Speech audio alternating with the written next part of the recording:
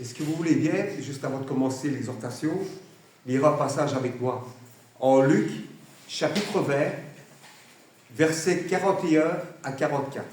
Luc, chapitre 20, versets 41 à 44.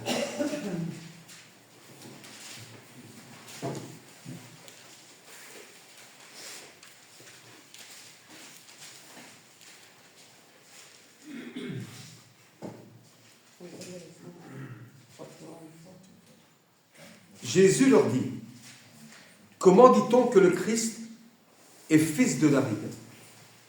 David lui-même dit dans le livre des psaumes, « Le Seigneur a dit à mon Seigneur, assieds-toi à ma droite, jusqu'à ce que je fasse de tes ennemis ton marchepied. » David donc l'appelle Seigneur. Comment est-il son fils? C'est un petit peu le sujet de l'exhortation de ce matin. Il faut faire très très attention parce que ça devient un petit peu par moments très compliqué. Parce que c'est bien de lire la parole, mais c'est encore mieux de la comprendre et de bien la comprendre. Ici, le sujet de l'exhortation de ce matin, le titre de l'exhortation, je l'ai appelé Dieu, Jésus et le Saint-Esprit. S'il y a bien une chose primordiale dans la parole, dans les Écritures, c'est qu'il ne faut pas confondre Dieu le Père et Jésus son Fils. Beaucoup de personnes, qu'ils soient non-croyants, ou bien pire encore, qu'ils soient croyants pratiquants, disent que Jésus est Dieu le Père venu sur terre. Il est vrai, toutes les interventions, que ce soit les guérisons, l'enseignement pendant le ministère de Jésus, venaient de Dieu. Et c'est ça le problème, c'est que par moments, moi-même, je n'arrive pas à comprendre. La Bible, elle mentionne tellement de fois que Jésus parle de son Père. Tellement de fois. Et sans vouloir porter de jugement sur certaines personnes, mais comment est-ce qu'on peut encore croire que Jésus, c'est Dieu qui est venu sur terre? On va un petit peu décortiquer, un petit peu avancer dans cette exhortation. Et c'est comme je vous l'ai dit maintenant, moi-même, il faut rester prudent, aussi bien moi-même que tout le monde, de ne pas se faire enrouler par certaines personnes. Combien de fois j'ai entendu autour de moi de dire « Jésus était Dieu, le Père incarné », pourtant l'Écriture, quand on la lit avec discernement, n'a jamais mentionné que Dieu le Père est Jésus. Il n'a jamais lu ça dans la Bible. Il y a 3 personnalités distinctes dans la parole. En tout premier, c'est Dieu le Père, le Tout-Puissant. Puis nous avons Jésus-Christ, le Fils, et le Saint-Esprit. Tous 3 sont distincts, autrement dit, indépendantes, et non pas 3 en un. Que Dieu, c'est le Père, c'est le Fils et le Saint-Esprit. Ils sont bien distincts. C'est bien. Ils ont, ils sont indépendants, comme je vais te dire. Dans Philippiens, chapitre 2, verset 6, il est écrit « Lequel, existant en forme de Dieu, n'a point regardé comme une proie à ravir d'être égal avec Dieu. » Jésus, quand il était auprès du Père, il avait une forme, il est bien marqué, on ne peut pas le renier. Il était en forme de Dieu. Il était en forme de Dieu. Mais il n'a jamais essayé de se mettre égal à son Père. Jamais.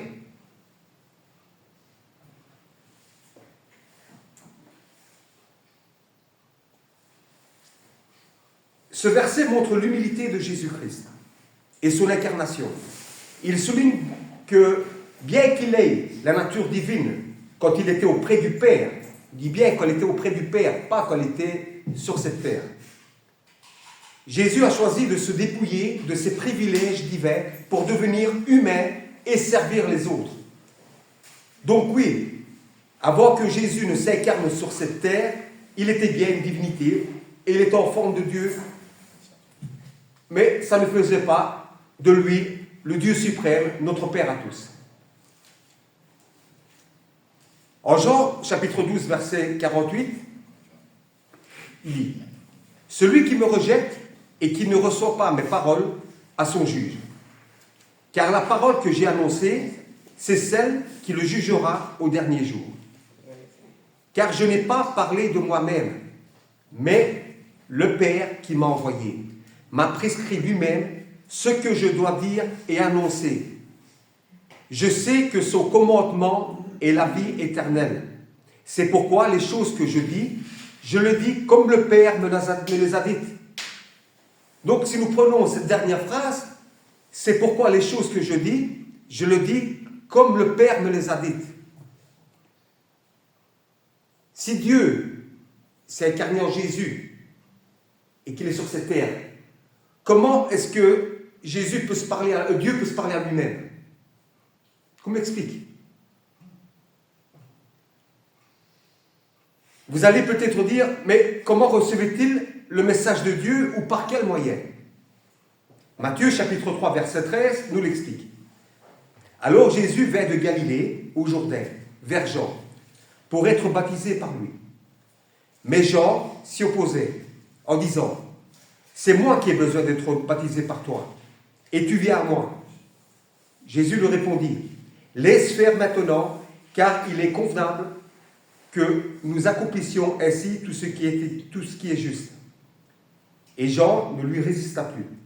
Dès que Jésus eut été baptisé, il sortit de l'eau, et voici, les cieux s'ouvrirent, et il vit l'Esprit de Dieu descendre comme une colombe et venir sur lui. Et voici, se fit entendre dans les cieux une voix, ces paroles. Une voix, ces paroles. Celui-ci est mon Fils bien-aimé, en qui j'ai mis toute mon affection. Donc si le Père, il est là, l'Esprit Saint est descendu sur le Christ, et Dieu lui dit, une voix se fait entendre. Celui-ci est mon Fils bien-aimé, en qui j'ai mis toute mon affection. Comment peut-on dire encore que Jésus est le Dieu incarné, que Dieu s'est incarné en Jésus? Voilà comment s'est faite la connexion entre Dieu le Père et son Fils par le moyen de l'Esprit. Dieu annonçait et faisait des miracles à travers son Fils, Jésus, par l'Esprit Saint. Voilà le rôle important de l'Esprit Saint, qui est la troisième personne. Dieu, Jésus et l'Esprit. Cela me fait penser aujourd'hui un peu comme ce que nous avons tous en général à la maison. C'est un peu bête ce que je vais dire là. C'est un peu ridicule, mais c'est ce que je dis, ah oui, c'est vrai que ça fait penser un petit peu ça. Dans une maison, nous avons un routeur. Vous savez tous c'est quoi un routeur? Un routeur, donc c'est ce qui permet d'avoir la connexion. On a le Wi-Fi et la tablette. Mais ça fait penser un petit peu le routeur à Dieu. Le Wi-Fi, c'est l'Esprit Saint, et le smartphone ou bien la tablette, c'est le Christ. S'il n'y a pas de routeur, il n'y a pas de Wi-Fi. S'il n'y a pas de Dieu, il n'y a pas d'Esprit Saint. Et s'il n'y a pas d'Esprit Saint, le Christ ne serait pas ici. Donc c'est ce qui relie. Donc le Wi-Fi, c'est quelque chose que nous ne voyons pas, et ça fait penser un petit peu à l'Esprit Saint. Et qui connecte entre le routeur et la tablette que l'on a à la maison.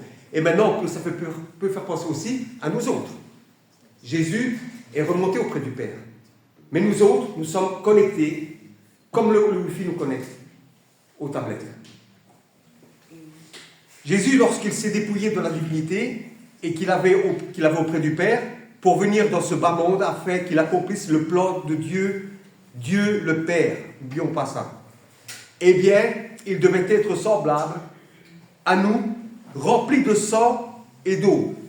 Sinon, ça aurait été très facile pour lui. Qu'est-ce qui s'est passé quand le soldat a percé le Christ sur la croix? Il y a du sang et de l'eau qui est sorti. Donc c'était bien un être. Il est venu ici dans ce monde en tant qu'être. Mes sœurs et frères, il fallait qu'il ressente ce que l'être humain ressente.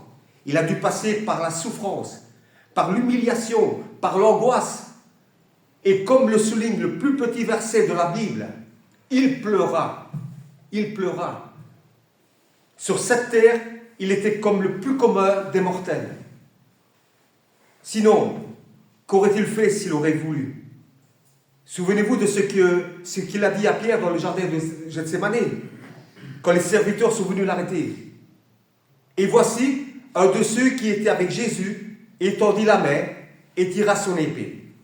Il frappa le serviteur du souverain sacrificateur et lui emporta l'oreille. Alors Jésus lui dit, « Remets ton épée à sa place, car tous ceux qui prendront l'épée périront par l'épée. Penses-tu que je ne puisse pas invoquer mon Père, qui me donnerait à l'instant plus de 12 légions d'anges? Comment donc s'accompliraient les Écritures, d'après lequel il doit en être ainsi ?» Jean chapitre 14, verset 8.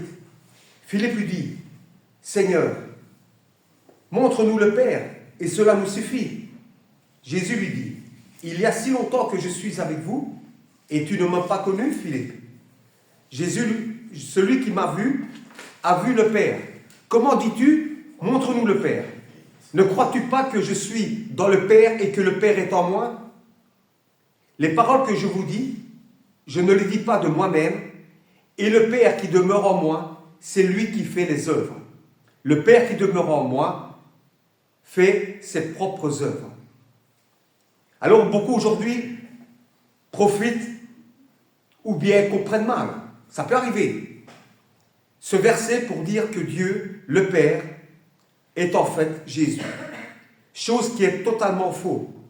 Ces paroles qui nous est donnée aujourd'hui nous plongent dans l'intimité de Dieu même. Sachons nous approcher avec amour et foi. Jésus-Christ, en effet, nous révèle l'intimité en union par l'Esprit qui existe entre le Père et le Fils. Puisque vous me connaissez, vous connaîtrez aussi le Père. Je suis dans le Père et le Père est en moi. Le Père qui demeure en moi fait ses propres œuvres. Le Christ nous parle ici d'une manière toute naturelle de la relation qui existe entre Dieu, le Père, et Dieu le Fils. Ça me fait penser encore autre chose. Il faut s'imaginer un patron d'usine, quelqu'un qui a créé une usine, un patron. Et puis, il dit à son fils, « Tiens mon fils, gère toi-même l'usine maintenant, gère toi-même. » Donc le fils va gérer l'usine. Mais l'usine, ça appartient toujours au patron, ça appartient toujours au père, c'est l'usine. Mais le fils, qu'est-ce qu'il fait? Il va faire la gestion de l'usine.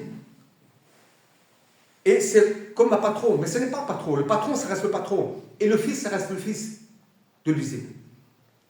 Et le fils, qu'est-ce qu'il va faire? Il va introduire, donc il va continuer le règlement interne qui est mis dans l'usine. Parce qu'il y a eu un règlement interne qui a été fait par le père qui a créé l'usine. Et encore une fois, le patron, c'est le patron, le fils, c'est le fils, et les ouvriers sont les ouvriers. Donc ici, ce qui se passe, c'est que le fils est comme le patron. Mais ce n'est pas le patron, c'est différent, totalement différent. Si vous me connaissez, vous connaîtriez aussi mon Père. Et dès maintenant, vous le connaissez. Vous l'avez vu.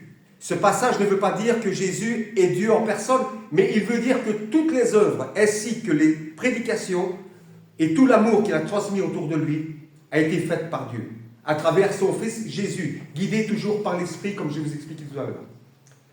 En Jean chapitre 17, verset 20, « Ce n'est pas pour eux seulement que je prie, mais encore pour ceux qui croiront en moi par leur parole, afin que tous soient un, comme toi, Père, tu es en moi, et moi je suis en toi, afin qu'eux aussi soient un en nous, pour que le monde croie que tu m'as envoyé.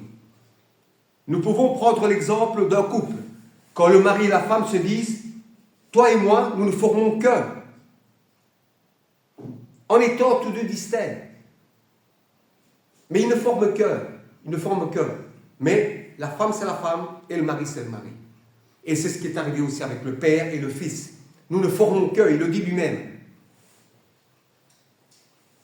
Et c'est pas que je suis toi le Père. Non, nous ne formons qu'un.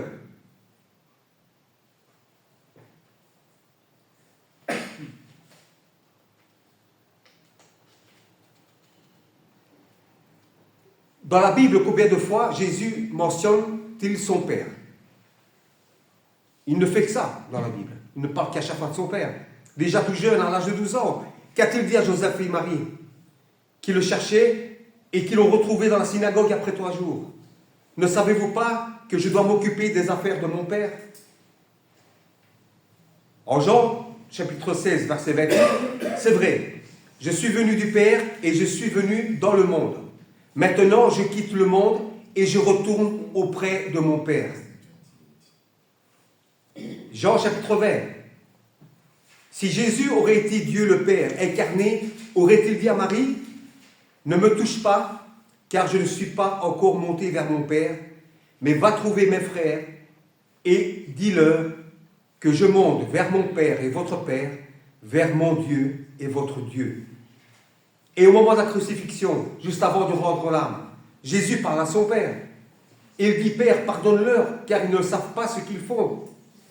Pour ceux qui croient que Jésus est Dieu, le Père, comment peut-il dire sur la croix, avant de rendre l'âme, Père, pardonne-leur, car ils ne savent pas ce qu'ils font? Dieu le Père peut-il se parler à lui-même? Il y a beaucoup d'exemples encore dans la Bible qui distinguent Dieu et Jésus. On ne peut pas le renier. Que faut-il de plus pour le comprendre? Comme le disait Jésus dans l'Écriture, que tous ceux qui ont des oreilles entendent. Il y a une seule parole, une seule Bible, mais beaucoup l'interprètent à leur manière. Alors qu'il est tellement simple de venir à la source, c'est-à-dire à revenir à la fondation. Ne mettons pas l'enseignement de Christ de côté, mais au contraire, demandons à Dieu, le Tout-Puissant, de nous donner le discernement, la seule et unique doctrine. Et pour terminer, il y a une citation chinoise qui dit, quand l'homme le sage, montre la